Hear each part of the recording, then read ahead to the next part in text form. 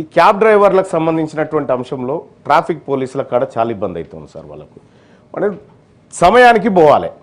సమయానికి పోవాలనేటువంటి టార్గెట్లు ఉంటాయి. చాలామంది ఐటీ పరిశ్రమ ఉద్యోగులను కూడా తీసుకుపోతూ ఉంటారు. ఆడ లేట్ అయిపోతేనేమో ఆడ పంచాయతీ ఆడ ఇక్కడ నేను సమయానికి తీసుకుపోవాలి. ఇటీవల కాలంలో ట్రాఫిక్ ఎక్కువైపోయింది.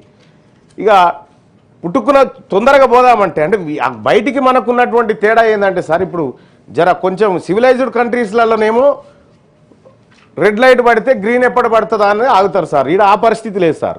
రెడ్ పడంగానే పోలీస్ ఆయన ఉన్నాడా లేడా అని చూసుకుంటాడు సార్ పక్కపొంటి. అంటే ఆ పరిస్థితి ఉంది ఇక్కడ. మరి ఇక్కడ ప్రజలు తప్పని చెప్పడానికి లేదు, లేకపోతే ప్రభుత్వం తప్పని చెప్పడానికి లేదు. ఈ సమస్యకు పరిష్కారం కావాలా. అనేకమైనటువంటి ట్రాఫిక్ చలాన్లు కూడా ఈ ఆటోల పైన, కార్ల పైన ఎవరి మీద పడితే వాళ్ళ మీద, అందరి మీద చేయాల్సిందే సార్. రూల్స్ తప్పితే ఎవరైనా దానికి ఎవరేం ఎగ్జామ్షన్ ఏం లేదు.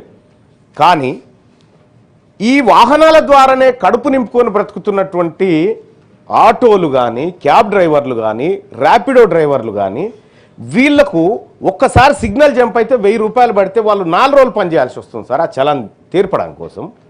మరి ఇప్పుడు కాంగ్రెస్ పార్టీ మేనిఫెస్టోలో గతంలో కూడా నా సలహా మేరకే మీరు అందరు పెట్టినారు, ఏది చలాన్లను మాఫీ చేద్దామనేటువంటి ఒక ఆలోచన పెట్టినారు సార్. ఒక కట్ ఆఫ్ డేట్ పెట్టి పాత చలాన్లు మాఫీ చేసి రూల్స్ను పకడ్బందీగా ఇంప్లిమెంట్ చేస్తామనేటువంటి ఒక విధానం ఏమైనా తీసుకొస్తే ఈ కాడి నుంచి కొంత జాగ్రత్తగా ఉండేటువంటి అవకాశం ఉంటుంది సార్. లేకపోతే ఏం జరుగుతుందంటే సార్, చలాన్లు అట్లనే పెండింగ్ ఉంటాయి. ఇక ఆయన ఏ మనిషి అన్నా రాని రోడ్డు మీద ఆయన బండి ఆపుతాడు, ఇవి కట్టేదాకా నీకు పోయేది లేదని చెప్తా ఉంటాడు.